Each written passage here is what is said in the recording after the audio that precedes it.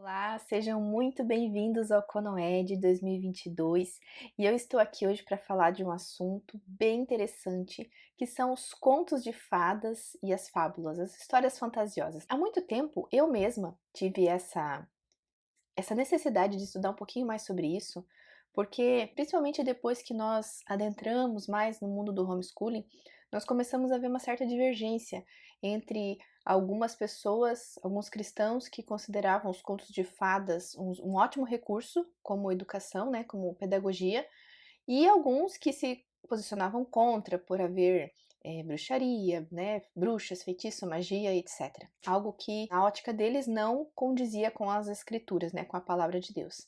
Enfim, resolvi me aprofundar no assunto para também trazer para minha família, né, se essa era um tipo de literatura que a gente realmente deveria privar os nossos filhos, ou se era uma literatura que não teria problema nenhum em fazer parte do nosso dia a dia. Então, usei muitos livros para fazer essa pesquisa. Vou mostrar para vocês aqui alguns deles, né, caso vocês tenham interesse também. Usei esse daqui do Tolkien, Árvore e Folha, onde ele comenta aqui, a primeira parte do livro, ele fala sobre histórias de fada, né, ele fala exclusivamente sobre isso. Usei também esse aqui do C.S. Lewis, Como Cultivar uma Vida de Leitura, ele tem algumas percepções sobre isso também. Nesse livro aqui das Crônicas de Nárnia, que nós temos também do C.S. Lewis, aqui atrás tem uma parte onde ele coloca 3 maneiras de escrever para as crianças. Ele coloca aqui, deixa eu mostrar para vocês, quem tem esse livro, né? A parte finalzinha do livro aqui, ó, me ajudou muito também, né? Ele coloca, assim, algumas ideias bem interessantes, alguns conceitos bem interessantes sobre o tema. Esse livro aqui que eu achei no sebo também me ajudou muito, Era uma Vez, que aqui a autora ela traz os valores cristãos para os contos de fadas. Isso aqui me ajudou muito. E esse livro aqui também, o Fabuloso Livro Azul, o primeiro, né, da coleção do Andrew Lang, ele tem aqui no prefácio dele, um prefácio muito bom, que coloca aqui, ó, Era uma vez um conto de fadas, e aí ele coloca a origem dos contos e tudo mais, né, ele dá uma perspectiva do porquê os contos são tão importantes para nós hoje também, me ajudou bastante. E o último sobre as fábulas foi esse aqui, de La Fontaine, que também tem aqui no começo um prefácio que ele fala um pouquinho, né, sobre a importância das fábulas e o porquê das fábulas e tudo mais. Uma palavrinha aqui dele mesmo. Então, esses foram alguns dos livros que me ajudaram. Então, com base nessa minha pesquisa, eu escrevi um artigo bem extenso, até de 8 páginas, com todas as referências e tudo mais, e com todas as percepções que eu tive. Então, vamos lá, né? Será que os contos de fada, para quem é cristão, são bons ou são ruins? O que vocês acham? Fique comigo aqui que a gente vai ver um pouquinho sobre isso. Então, com a ajuda do meu artigo aqui, eu vou, para não esquecer, porque são muita coisa, né? Então, para C.S. Lewis, os contos de fadas e histórias fantásticas se enquadram na mesma categoria. E toda história é capaz de levar o leitor a um mundo mágico, sobrenatural e fantástico. E para Tolkien, as histórias sobre o Reino Encantado não são necessariamente somente sobre fadas, mas ele descreve que contém muitas coisas além de fadas, contém elfos, bruxas, trolls, gigantes, dragões, existe céu, mar, lua, sol, enfim, é um mundo, né? Não é só apenas um ser, mas é um mundo encantado. E as fábulas, como todo mundo já conhece, eu acho até que as fábulas têm um pouquinho menos de preconceito, né, com algumas pessoas do que os contos de fada, porque elas já trazem aquela questão da lição moral, assim, muito aparente, né, muito explícita na fábula. Então as fábulas, elas não são triviais, elas existem por uma função, né, um motivo.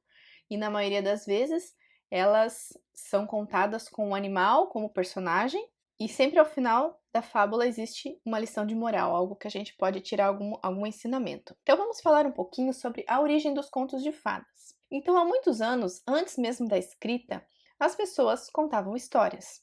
Umas serviam para entreter e algumas para ensinar.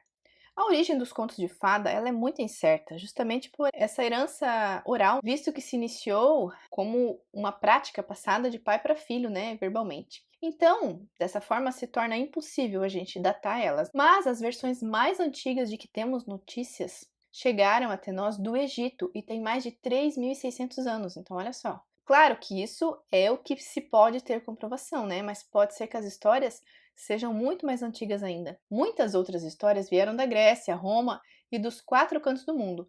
Como eram transmitidas de memória pela tradição oral, muitos elementos foram acrescentados, tirados das histórias, como convinha ao orador.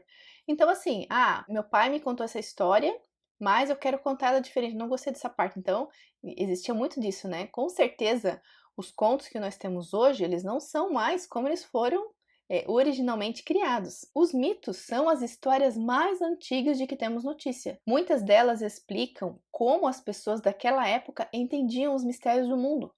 Outro grupo de histórias igualmente antigas são as folclóricas, aquelas que pertencem a um determinado grupo geográfico e linguístico. Folclore é uma palavra de origem alemã que quer dizer conhecimento do povo, ou seja, são histórias sobre costumes e tradições das pessoas. Os contos de fadas, mais propriamente ditos, começaram a ser escritos entre os séculos XVI e XVII.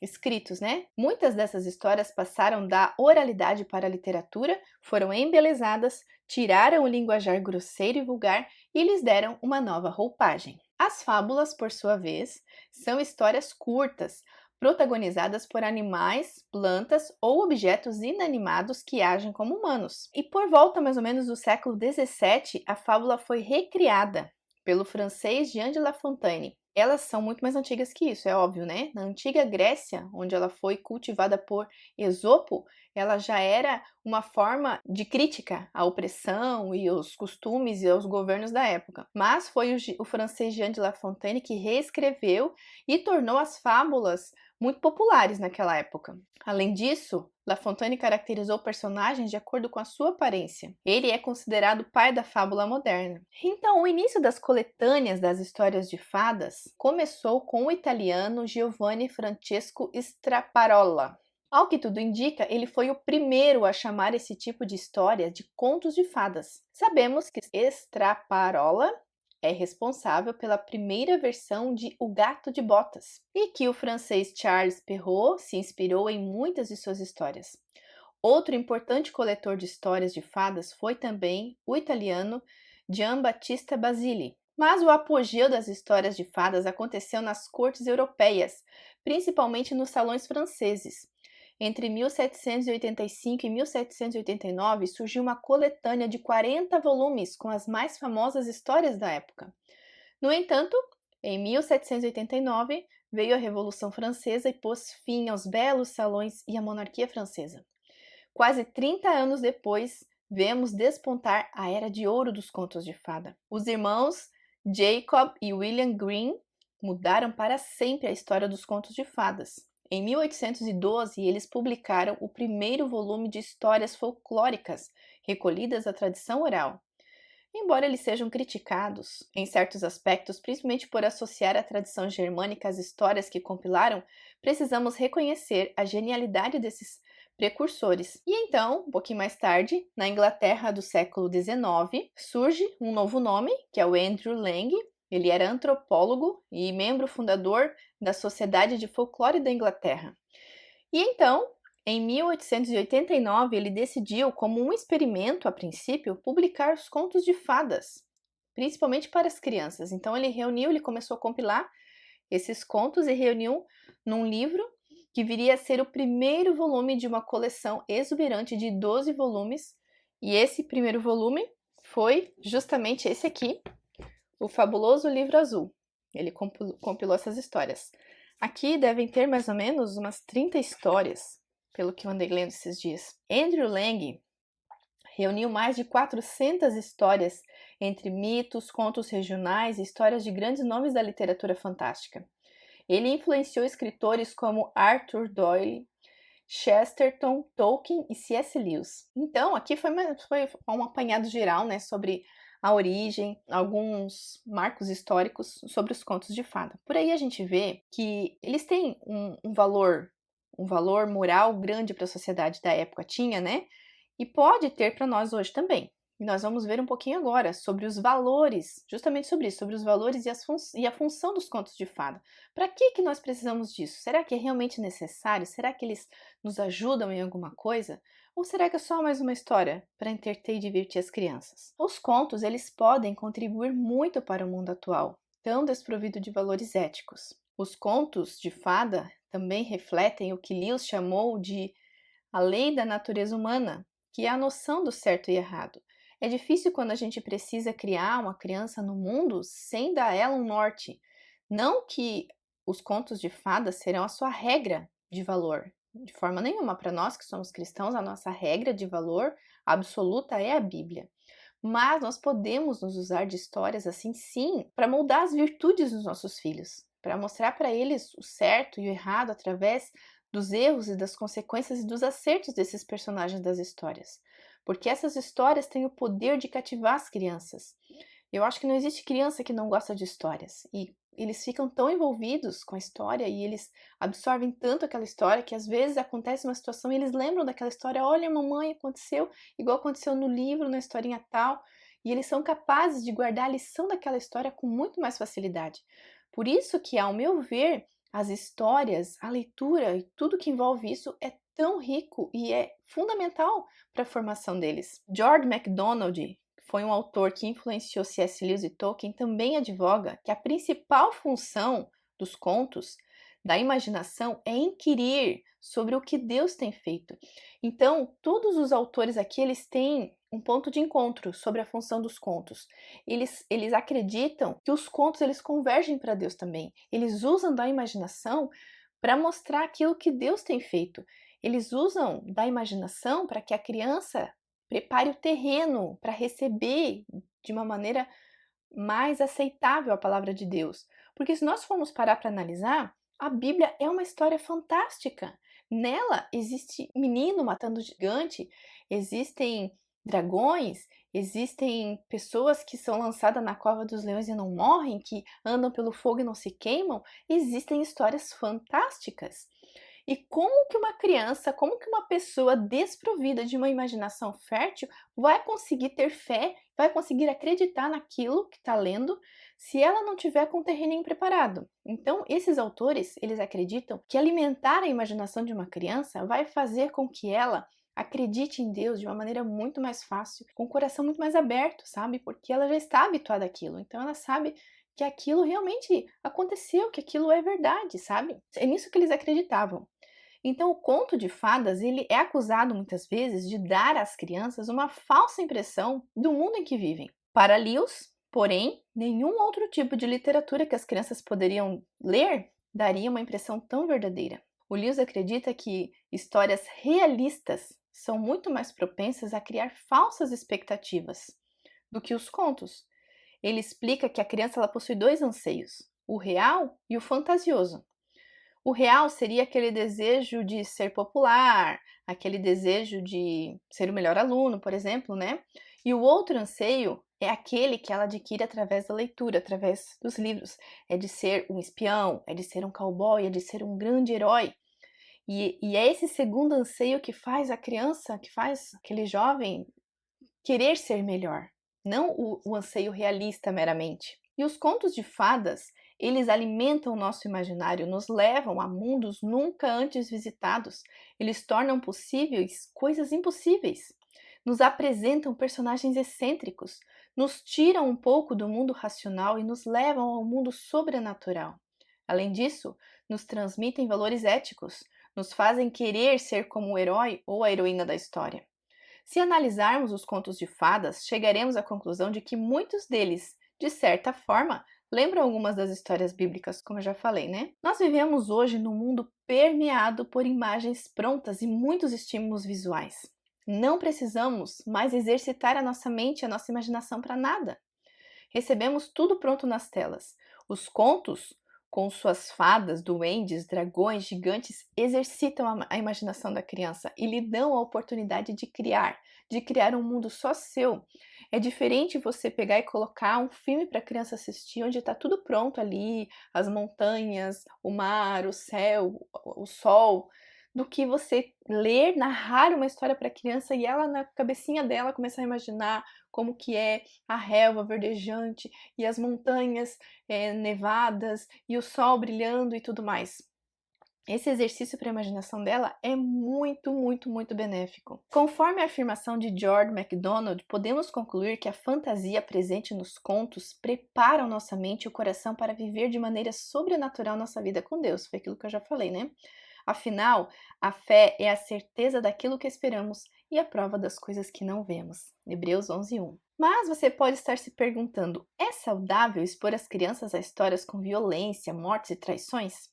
Porém, não podemos tentar manter fora do conhecimento da criança que de fato ela nasceu no mundo caído e que essas coisas existem no mundo. A própria Bíblia contém relatos sanguinários e cruéis. Então devemos privar nossas crianças de ler a Bíblia?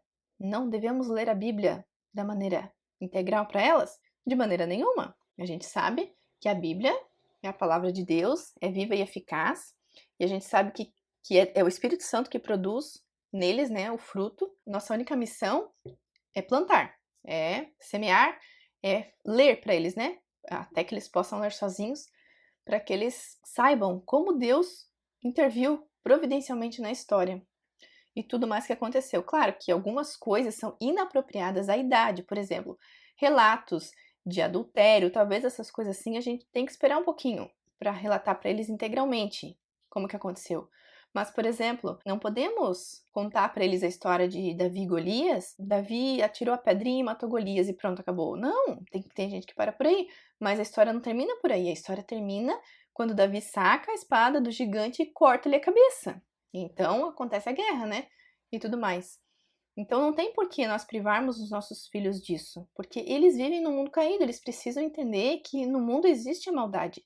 E ninguém melhor para ensinar isso para eles do que nós, os pais, que estamos todo dia ali com eles e sabemos a melhor maneira de ensinar isso para eles. Outra acusação atribuída aos contos de fada é que esses podem despertar nas crianças medo, um medo exagerado. Nessa parte final aqui do livro das Crônicas de Nárnia, em 3 maneiras de escrever para as crianças, o C.S. Lewis fala que ele próprio precisou lidar com medos exagerados na infância, ele tinha fobia. Porém, nenhum desses medos foi causado por histórias. Para ele, mesmo que a criança ficasse longe de qualquer história desse tipo, qualquer outra coisa poderia lhe acender essa fobia. E para aqueles que acham que deveriam manter as crianças alheias ao fato de terem nascido num mundo onde há morte, violência, ferimentos físicos, aventuras, heroísmo e covardia, bem e mal, o C.S. Lewis afirma que esse tipo de atitude só dá às crianças uma falsa impressão e alimenta elas de escapismo. Ele fala assim, ó, que venham os reis malvados e as decapitações, as batalhas e as masmorras, os gigantes e os dragões, e que os vilões morram todos, cabalmente no final do livro. Nada me convencerá de que isso provoca numa criança normal um tipo ou grau de medo que esteja além do que ela quer e precisa sentir, pois é claro, ela quer sentir um pouquinho de medo. E parece-me possível que, se você só deixar que seu filho leia histórias inocentes sobre a vida infantil, em que nada de assustador jamais acontece além de não conseguir eliminar os terrores, acabará por eliminar da vida dele tudo que possa torná-los respeitáveis ou suportáveis. Então ele fala aqui que o medo, de certa forma, ele é necessário, né? Todo mundo quer sentir um pouquinho de medo. E isso é bom, por um lado é bom. É melhor a criança ter medo do dragão do livro do que ela ter medo do ladrão que possa entrar na casa dela, não é verdade? A fantasia pode, é claro, ser levada ao excesso. Essa é uma verdade. Ela pode ser feita de modo errado, pode ser posta a serviço de fins maus, pode mesmo iludir as mentes das quais veio. Mas de que outra coisa humana neste mundo caído, isso não é verdade. Os homens conceberam não apenas elfos, mas imaginaram deuses e os adoraram. Adoraram mesmo aqueles mais deformados pelo próprio mal de seus autores. Mas eles fizeram falsos deuses com outros materiais. Suas nações, suas bandeiras, seu dinheiro, até sua ciência e suas teorias sociais e econômicas já exigiram sacrifício humano. Então, existe uma expressão em latim que diz abusus non tollit usum, que significa o abuso não impede o uso. Ou seja, a fantasia ela continua a ser um direito humano. Criamos na nossa medida e ao nosso modo derivativo porque fomos criados. E não apenas criados, mas criados à imagem e semelhança do Criador. Tolkien falava que nós somos subcriadores, então nós criamos porque nós somos imagem e semelhança de Deus e Deus nos deu esse dom de criarmos, de imaginarmos, como Ele mesmo tem, né, é criador por excelência, Ele nos deu parte desse dom, desse caráter dele, está em nós, essa semelhança, e é por isso que nós criamos, é por isso que nós temos essa mente imaginativa, é por isso que o ser humano tem essa capacidade de criar, de produzir obras de arte lindíssimas, de produzir belas composições, porque nós somos subcriadores. Já as fábulas, por sua vez, foram escritas num contexto em que o objetivo era justamente passar uma mensagem clara, uma lição oral, como eu já havia dito, né? Não é preciso aprofundar demais o tema para entender qual a mensagem da história. Apesar da fábula ter íntima ligação com os contos e ambos poderem ser usados de forma educativa, os contos, por sua vez, têm também a função de nutrir o imaginário, nos levar para fora do nosso mundo. E agora eu vou falar com vocês um pouquinho sobre a relação entre os contos de fada e a nossa fé. Será que existe essa relação? Será que nós, como cristãos, podemos fazer essa ligação ou não? Então, nós já vimos aqui a origem dos contos de fada, foram criados há muito tempo de maneira oral, né? Os mitos e tudo mais, no Egito, na Grécia, através dessas histórias. Hoje nós podemos saber um pouquinho mais de como que o ser humano pensava e enxergava o mundo da época. Essas histórias foram passando de pai para filho, de pai para filho, até que lá por volta do século XIX elas foram escritas e compiladas através do Andrew Lang. Os irmãos Grimm também, né, compilaram algumas coisas. Depois nós vimos qual foi a função dos contos de fada e das fábulas, que eram principalmente alimentar o imaginário das pessoas e passar uma lição para elas. E agora nós vamos ver um pouquinho sobre a relação entre os contos e a fé. Nós sabemos que Deus é o Criador por excelência. Ele criou tudo que existe de forma perfeita e criou o ser humano à sua imagem e semelhança. Dessa forma, podemos concordar que ao fazer isso, Deus depositou em nós parte de sua habilidade criativa. Somos subcriadores, como eu já falei, né? Ou seja, criamos a partir dele. Dessa forma, qualquer manifestação cultural pode ser usada para promover o bem e os valores cristãos, como para divulgar ideologias não cristãs e até mesmo maldade, preconceito e perversidade. A gente sabe, como eu já havia mencionado anteriormente, que tudo que existe pode ser usado tanto para o bem quanto para o mal. Assim como Deus nos deu parte da sua habilidade criativa para o glorificar, nós sabemos que por causa do pecado, por causa do homem caído, muitas vezes nós, né, o ser humano usa parte dessa habilidade que ganha de Deus para o mal, para a perversidade, como nós vemos hoje. Livros com histórias ruins, ideológicas, músicas obscenas, músicas que infelizmente deturpam totalmente aquilo que nós temos por fé e verdade, obras de arte também da mesma forma, e o homem até mesmo criou com as suas próprias mãos objetos de adoração. Ou seja, ele teve a capacidade, a habilidade de criar uma escultura, algo que ele fez com as próprias mãos e adorar aquela imagem que ele mesmo fez. Então, tudo aquilo que nós fazemos, todas as habilidades que Deus nos deu, nós podemos usar tanto para o bem quanto para o mal, infelizmente. As histórias em geral, né, elas não são uma exceção. Então, por que não fazer uso dos contos de fada?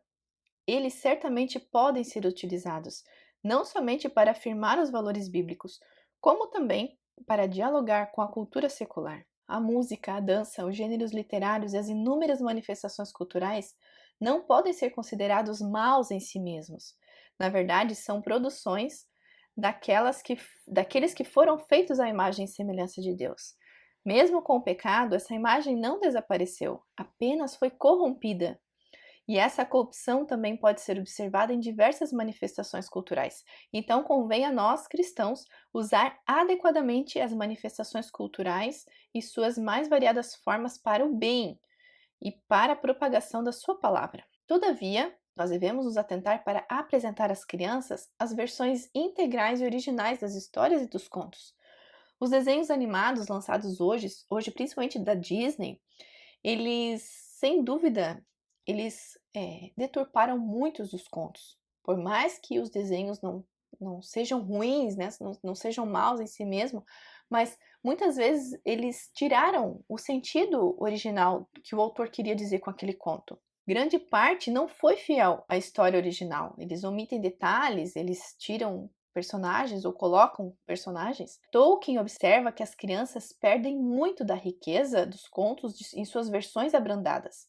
Se havia uma proibição no conto de fadas, supomos que seja derivada de algum tabu praticado há muito tempo. Todos supõem que tal proibição seria um absurdo no mundo de hoje. Acontece que a proibição precisa ser preservada na história por causa do seu grande significado mitológico. Então, o Tolkien afirmava que existe um motivo para aquela proibição estar ali, existe um motivo para aquele determinado acontecimento da história, que depois vai se explicar lá no final, de repente. Então, o que a gente faz? Ah, não, isso aqui hoje em dia não condiz mais com a nossa sociedade, vamos tirar isso aqui. E aí acabam por deturpar o conto. Se não bastasse isso, ainda precisamos lidar com alguns escritores modernos que acham que os contos de fada precisam ser ressignificados. Trocam seu enredo, relativizam seu contexto e mudam até o final. Eles fazem o mal não ser tão mal assim, e o bem não ser tão ingênuo assim como nos contos. E dessa forma eles inserem as ideologias nas suas histórias, fazendo com que percam totalmente o sentido e a função para que foram criadas. Isso é algo que a gente precisa observar bastante também. Esses dias eu vi a divulgação de um livrinho que falava assim: um lobo bom e 3 porquinhos maus. Uma coisa assim, sabe? E aí, quando eu fui olhar ali a descrição, falava, né, sobre um lobo que ele sofria um tipo de preconceito dos porquinhos que ridicularizavam ele, e ele não era mau, ele era ingênuo, não sei o que lá. Então, assim, gente, totalmente é muito claro na história que o lobo mau é a personificação do mal e tudo mais, né? Os porquinhos. Então, quando a gente faz isso, a gente relativiza de certa forma na cabecinha da criança e ela começa a dizer, poxa, então talvez o mal não seja tão mal assim. E aí a gente corre o sério risco de fazer com que essa criança futuramente venha querer brincar com o pecado, sabe? Venha querer andar ali na beirinha do abismo. E isso é algo terrível. Quanto mais claro estiver na cabecinha dos nossos filhos de que o mal é mal, de que o bem é bem, de que o pecado é pecado e nunca vai deixar de ser pecado, e que nós precisamos e devemos andar em obediência ao Senhor, melhor. Quanto mais cedo elas tiverem essa convicção na cabecinha delas, melhor. E se nós pudermos, além da Bíblia, nos utilizar de histórias como os contos de fada para trazer esse argumento, para reafirmar esse argumento na cabecinha delas, melhor. Agora o que a gente não pode é usar esse tipo de histórias para relativizar na cabecinha delas. Então nós podemos comparar esse abrandamento dos contos com o atual abrandamento do evangelho, infelizmente. A moda do gospel tem tomado muito corpo hoje em dia. O evangelho legal, descompromissado, sem proibições. Não há compromisso nem renúncias, só vantagens. Não existe mais cruz para carregar, nem aflições para enfrentar, nem a justiça divina. Somente um amor superficial que massageia o ego do ser humano. A situação fica ainda pior quando se mistura a teologia da prosperidade. As pessoas vêm a Cristo somente para serem abençoadas. Desejam uma vida feliz, próspera e bem-sucedida. Esse abrandamento do Evangelho influenciou a literatura cristã também. As Bíblias infantis trazem as narrativas pela metade totalmente romantizadas e infantilizadas e até meio bobas, não é verdade? Elas contam que Davi matou o gigante, mas omitem a parte em que ele lhe corta a cabeça. Dizem que é preciso poupar as crianças do contato com a violência, mas expõem essas mesmas crianças à televisão, internet, jogos eletrônicos, e isso não tem problema nenhum, não é verdade? Vai vendo que não tem. Então, C.S. Lewis diz que se a intenção em poupar as crianças dos contos de fadas é porque os mesmos lhe causariam medo, ele mesmo refuta essa afirmação ao dizer que isso não causará a uma criança comum qualquer tipo ou grau de medo, além do que ela deseja e precisa sentir. Ele diz ainda que, se ela tiver de se assustar, melhor que pense em gigantes e dragões do que em apenas em ladrões. Como eu já tinha mencionado, né? Agora está a citação certinha dele aqui. Os evangelhos contêm uma história de fadas ou uma história de um tipo maior que abraça toda a essência da história. Ele contém muitas maravilhas, particularmente artísticas, belas e comoventes, míticas em sua significância perfeita e autocontida, E entre as maravilhas está a maior e mais completa eucatástrofe concebível. O nascimento de Cristo é a eucatástrofe da história do homem. A ressurreição é a eucatástrofe da história da encarnação. Essa história começa e termina em alegria. Tem preeminentemente a consistência interna da realidade. Então, Tolkien usa aqui esse termo eucatástrofe, que ele diz que a eucatástrofe é algo que, para acontecer um final feliz, precisa primeiro passar pela tragédia. Então, não existe final feliz sem tragédia. Esse é o significado da palavra eucatástrofe para ele. Então, aqui ele está dizendo que a história do Evangelho, a história de Cristo, é a maior das eucatástrofes, porque começa com o nascimento de um bebezinho, na verdade começa muito antes, né? Começa com a queda lá de Adão e Eva, e aí Deus já tinha todo o plano traçado para a salvação do homem, e aí passa pelo nascimento de um bebê, e aí passa pela cruz, que é a maior de todas as catástrofes, para então terminar com o final da salvação do homem, daqueles que se arrependerem, né? Então ele diz assim, ó, que é preciso que haja o vilão para ver o mocinho. Todo final feliz passa pela tragédia. Então não existe o bem se não houver o mal. E isso precisa estar bem claro nas histórias que nós lemos para os nossos filhos. Se não existir mocinho, então também não vai existir vilão. Se não existir vilão, também não vai existir mocinho. Por isso que esse abrandamento, por isso que essas histórias em que todo mundo é meio que bonzinho, não serve pra gente. A gente precisa que haja aquela figura do mal, a personificação do mal, para que as crianças possam entender claramente, distinguir claramente um lado do outro. Então, o Tolkien também afirma que no reino de Deus, a presença do maior não deprecia do menor. O homem redimido é ainda um ser humano. Histórias e fantasias ainda continuam e devem continuar a exercer sua função consoladora e mediadora. O Evangelho não aboliu as fábulas, ele as abençoou e as santificou, especialmente o final feliz que elas trazem. A Bíblia nunca será substituída. Contudo, os contos podem ser um bom recurso auxiliar para ajudar no crescimento da fé, aprofundar a formação moral e desenvolver a imaginação das nossas crianças e a nossa própria também, porque a gente há de concordar que ao lermos para as crianças nós também somos bastante edificados, não é verdade? Podemos traçar alguns paralelos dos valores e virtudes que encontramos nos contos com os valores e virtudes que Deus nos ensina através da sua palavra. Agora, nessa parte aqui no meu artigo, eu fiz uma compilação de vários contos de fadas e a mensagem que a gente pode trazer para a vida das nossas crianças, porque tudo pode passar pela nossa cosmovisão cristã, até mesmo as coisas ruins. A gente pode pegar uma história que não seja tão boa e falar: olha, filho, viu o que aconteceu aqui? Esse personagem fez uma coisa muito ruim e a gente não deve fazer isso. Olha as consequências que aconteceram por causa do erro dele. Isso que acontece na nossa vida também.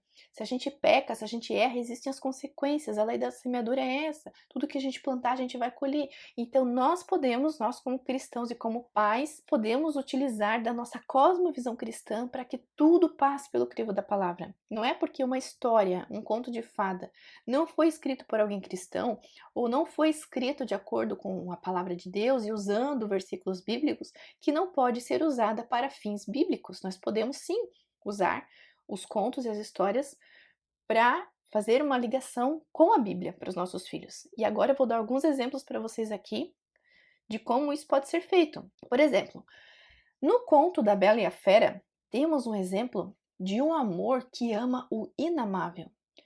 Cristo agiu de forma semelhante conosco. Em Romanos 5:8 fala assim, ó: mas Deus demonstra seu amor por nós. Cristo morreu em nosso favor quando éramos ainda pecadores. Então ele está dizendo que, assim como a Bela conseguiu amar a Fera, que era um ser feio, um ser medonho, Deus, Cristo também nos amou. E nós éramos pecadores, nós não merecíamos. E ele nos amou e se entregou por nós. No conto da Pequena Sereia, também é um exemplo de amor sacrificial. Ao contrário do mostrado no desenho animado, o conto original, a sereia abre mão de sua voz para ganhar pernas e, por isso, sente dores horríveis enquanto caminha. Esse era o trato que ela fez com a bruxa. Eu te dou pernas, a bruxa disse para ela, em troca da sua voz, mas fique sabendo que toda vez que você andar, toda vez que você pisar o pé no chão, você vai sentir dores horríveis, como se você estivesse andando em cima de facas. E ela vê o amor de sua vida casando-se com outra. Então, para quem não conhece a história da Pequena Sereia, assim, ó, ela faz isso porque ela se apaixona pelo príncipe que ela salva. O príncipe naufragou, ele estava no navio, ele naufragou e ele estava se afogando, então a Pequena Sereia salva ele, leva ele até a praia e ela contempla ele ali e ela se apaixona por ele. E ela deixa ele ali na praia e volta para a Bruxa do Mar e faz o acordo com ela para ganhar pernas para voltar para ele como uma, né, como uma ser humana e de repente conseguir o seu amor.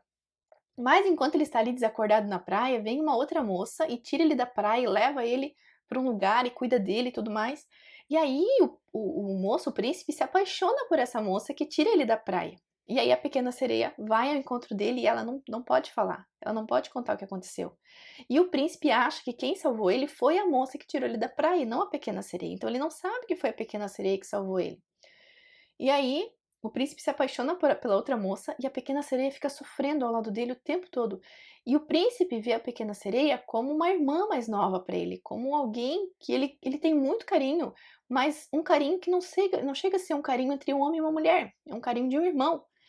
E aí, suas irmãs, vendo o sofrimento da pequena sereia, elas vão até a bruxa do mar e conseguem com ela um punhal, na qual a pequena sereia precisa encravar no peito do seu amado para que ela possa se tornar sereia de novo. Então, ela precisa matar o seu amado até antes dele se casar, né?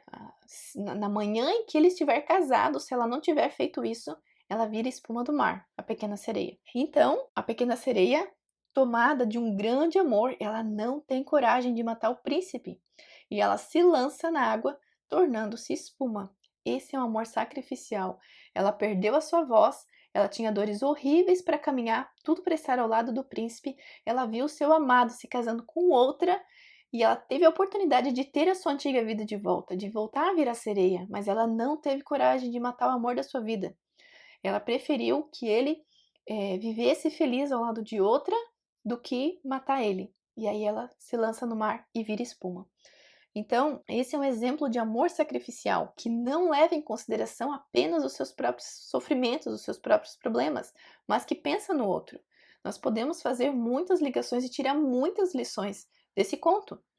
Outro conto também, que é dos irmãos Grimm, eu gosto muito desse conto, inclusive, é O Pescador e Sua Mulher. Então, nesse conto, a gente pode tirar muitas lições sobre contentamento. Nesse conto, o homem está pescando e ele pesca um peixe mágico. E o peixe pede, implora para ele devolver ele para o mar. E aí o homem faz isso, né? Fica com pena do peixe e devolve ele para o mar. Quando o homem chega em casa, ele conta para a mulher que ele encontrou um peixe mágico e tal. E aí a mulher fala: "Mas por que você não pediu algo para ele? Vai lá e peça para ele uma casa nova." E aí ele vai lá e pede para o peixe uma casa nova e diz que a mulher dele quer uma casa nova, uma casa mais bonita, porque eles moravam num casebre. E aí o peixe concede o desejo deles. E a mulher nunca está satisfeita com nada. Daí ela pede mais, aí ela quer ser rainha, ela quer ser papisa, e ela quer ser dona do sol e da lua. E aí quando ela pede isso, o peixe desfaz todos os pedidos e eles voltam a morar no casebre. Então a Bíblia também ela faz várias exortações para que nós não ajuntemos tesouros corruptíveis nessa terra e nos ensina a viver uma vida de contentamento. Nós podemos tirar também lições fantásticas desse conto. Outro conto que a gente pode fazer uma ponte também com as escrituras, O Dinheiro das Estrelas. No livro das Virtudes ele está com outro nome, ele está Joias Estelares. E aqui fala de uma menina pobre que vivia com a avó e ela foi juntar alguns gravetos na floresta para poder vender e ter algum dinheirinho para ela e para sua avó.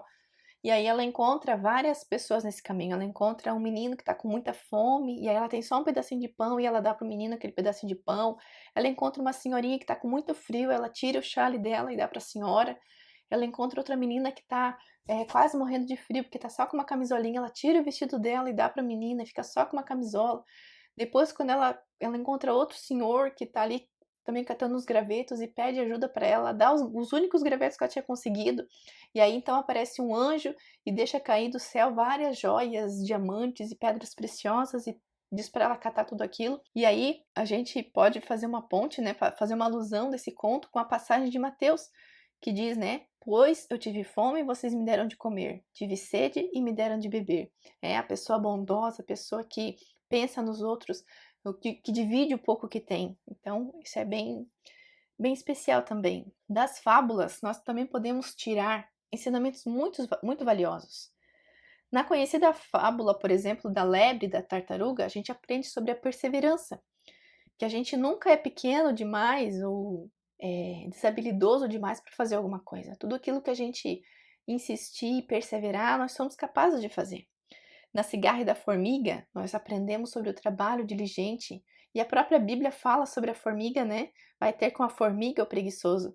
Nos ensina a trabalhar diligentemente. E na fábula do cavalo e do asno também nós podemos tirar uma grande lição sobre ajuda ao próximo. Nessa fábula, o cavalo se recusa a ajudar a carregar a carga do asno e o mesmo, não suportando mais o fardo, cai morto.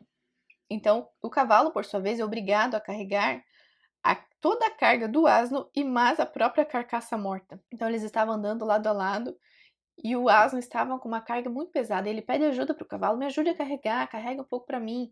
E o cavalo se recusa, num tom arrogante. E aí o asno cai morto e o cavalo é obrigado a carregar a carga que ele estava levando e mais o seu próprio corpo. Paulo também nos orienta em Gálatas 6:2 a levarmos os fardos uns dos outros. A fábula do cão e seu reflexo também nos ensina sobre o contentamento e a ganância. Uma fábula muito legal, onde o cão ele tem um osso e aí quando ele olha o seu reflexo na água, ele vê outro cão com outro osso e ele cobiça o osso do cão e ele pensa assim: eu quero o osso desse cão porque eu devo ter 2 ossos. E quando ele vai tentar assustar o cachorro do reflexo para pegar o osso dele, ele deixa o próprio osso cair dentro da água e aí perde os dois, né? Perde o seu e perde o que ele achava que ele ia ter. Então, a gente pode tirar várias lições sobre o contentamento, sobre a ganância, sobre a gente querer aquilo que não é nosso. Enfim, tantos outros contos e fábulas nos ensinam sobre perdão, humildade, perseverança, coragem, fé, amizade. Os contos são um verdadeiro baú de tesouros. Basta abrirmos e procurarmos as pedras preciosas. Jesus também utilizou as parábolas como recurso pedagógico para ensinar as verdades do reino de Deus às pessoas. Eu acho bem interessante, porque eu já ouvi pessoas falando, por exemplo, das Crônicas de Nárnia, pessoas cristãs, né? Falando sobre as Crônicas de Nárnia, que não concordavam em como o autor retratou algumas verdades bíblicas na história e que acha que a gente não deve fazer essa comparação com Jesus, porque é algo muito santo, algo muito sagrado. Mas eu discordo desse pensamento por alguns motivos. Primeiro deles, eu creio que não foi a intenção do C.S. Lewis fazer um tratado teológico nas Crônicas de Nárnia. Eu acho que o que ele quis foi criar uma história fantasiosa mesmo, uma história que levasse o leitor para o mundo de Nárnia, e ele descreve todo o mundo de Nárnia como é, mas com alguns paralelos com a Bíblia. Algumas verdades, algumas virtudes, algumas coisas que a gente pudesse lembrar das histórias bíblicas. E se a gente for se utilizar desse argumento de que a gente não pode usar histórias assim, então o que falar de Jesus que contou parábolas, não é verdade? E Jesus, nas suas parábolas, ele comparava Deus a um juiz, a um pastor, a um pai. Então, eu creio que esse argumento não tem muito fundamento, porque o próprio Jesus utilizou desse recurso da contação de histórias para poder transmitir as verdades do reino de Deus. Jesus, é claro que ele é excelente em tudo que faz, né? Então, as histórias dele eram perfeitas. Mas nós podemos sim nos utilizar desse recurso, como nós já falamos, como subcriadores, como seres que criamos a partir dele. Nós podemos sim nos utilizar dessas fontes, porque que possamos da mesma forma utilizar aquilo que o próprio Deus capacitou o homem a fazer. Pois se nascemos em pecado e toda nossa inclinação é mal, tudo aquilo de bom que fazemos é reflexo da graça e bondade de Deus sobre o ser humano, na qual o criou à sua imagem e semelhança. Então nós somos seres inclinados à maldade, nós somos seres pecaminosos, então tudo que nós fazemos de bom é pela graça e misericórdia do Senhor.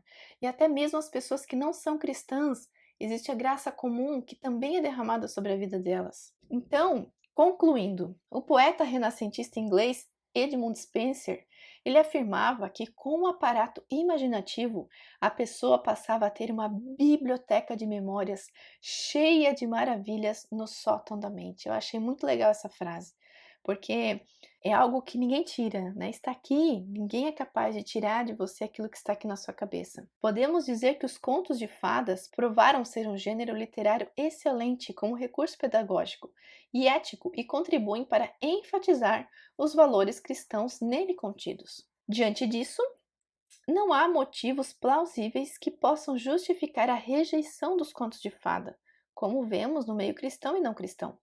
E mesmo os personagens, como bruxas e fadas, precisam ser bem interpretados, de acordo com a cosmovisão cristã, porque eles nada mais representam que as qualidades e deficiências do homem, do bem e do mal que há no mundo.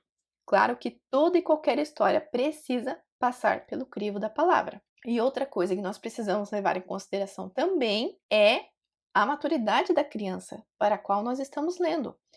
Existem contos que vão impactar a criança de uma maneira ruim. Por exemplo, tem crianças que não lidam bem com o abandono. Então, eu não vou ler para minha criança a história de João e Maria, por exemplo, que são abandonados pelos pais na floresta e tudo mais. Tem crianças que ficam chocadas ao ouvir isso, mas como uma criança abandonada pelo pai e pela mãe? Existem algumas histórias também que são um pouco pesadas. Por exemplo, tem a história do Junípero, um conto, acho que é esse o nome, Junípero. E Junípero é uma árvore, se não me engano. E é um conto bastante macabro, um conto onde a filha é assassinada pela própria madrasta e ela transforma a sua carne em murcilha e dá para o próprio pai comer e enterra os seus ossos embaixo de uma árvore. Então, assim, é algo muito sanguinário, demais da conta, assim, que uma criança pequena não tem maturidade para entender aquele conto. Então, o certo sim é o pai e a mãe lerem antes o conto para ver se está de acordo com a maturidade, né, da criança, se a criança vai conseguir entender. E claro, também explicar para a criança, né, olha, isso não existe, isso é uma história. Nada do que está aqui é real, é uma história inventada, os personagens são inventados, dragões não existem, trolls não existem, né? Sempre deixar isso claro para a criança. Como já afirmamos antes, a Bíblia nunca será substituída como autoridade máxima na educação dos nossos filhos. Porém, nada nos impede de que os contos de fada sejam utilizados como instrumentos da educação cristã. Nas palavras de Tolkien, como nós já mencionamos também, no reino de Deus, a presença do maior não oprime o menor. O homem redimido ainda é homem. Reeducar, sem oferecer a possibilidade da formação de juízos de valor baseados nessa constante comum da humanidade, sem reconhecer os limites da realidade, é criar, como dizia C.S. Lewis, primatas de calças. Indivíduos verdadeiramente destituídos da capacidade humana de imaginar ou de sentir, que se tornarão homens sem peito, os homens desumanos, depressivos e entediantes da sociedade moderna. Assim, os contos clássicos trazem uma mensagem bastante inconveniente à nova ideologia do politicamente correto, a de que a natureza humana não é inatamente boa, o conflito é real e a vida é severa antes de ser feliz.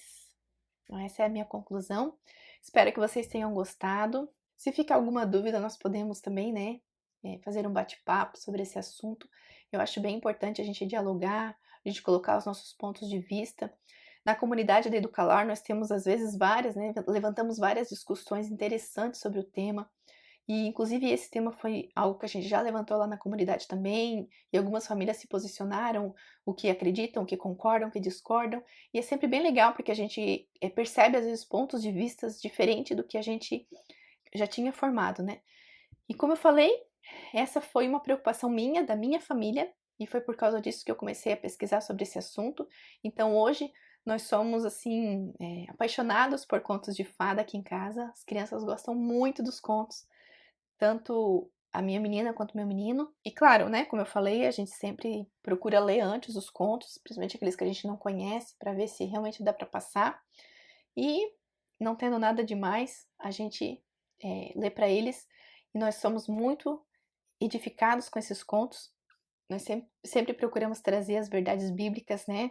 Olha o que aconteceu aqui, olha a recompensa que ele recebeu por ter feito o que era certo, por ter dito a verdade, ou olha que consequência ruim que a Chapeuzinho Vermelho teve por desobedecer a mãe dela, e tudo mais, né? Enfim, é uma troca bem legal, bem interessante. E fica aqui, né, o meu convite para vocês, para quem ainda não tem essa prática de ler contos de fada. Se você tá receosa, né, começa pelos contos, assim, um pouco mais tranquilos, algumas versões para você ver como é que são, e aí depois, então, passe por os contos originais, mas não deixem de ler os contos originais, porque eles contêm a verdade que o autor queria passar, a lição que o autor gostaria de passar através daquela história. Então não deixe de ler os originais, os integrais, porque eles têm muitos detalhes que tornam a história muito mais rica. É a mesma coisa que você ver o filme e assistir o filme e ler o livro depois. Você vai ver que o livro sempre contém muitos detalhes que o filme não tinha, né? Então, sempre vale a pena a gente ir para os originais. Espero que vocês tenham gostado. Fica aqui o meu encerramento e o convite, né, para vocês continuarem buscando e lendo os contos nas casas de vocês. Deus abençoe a cada um grandemente.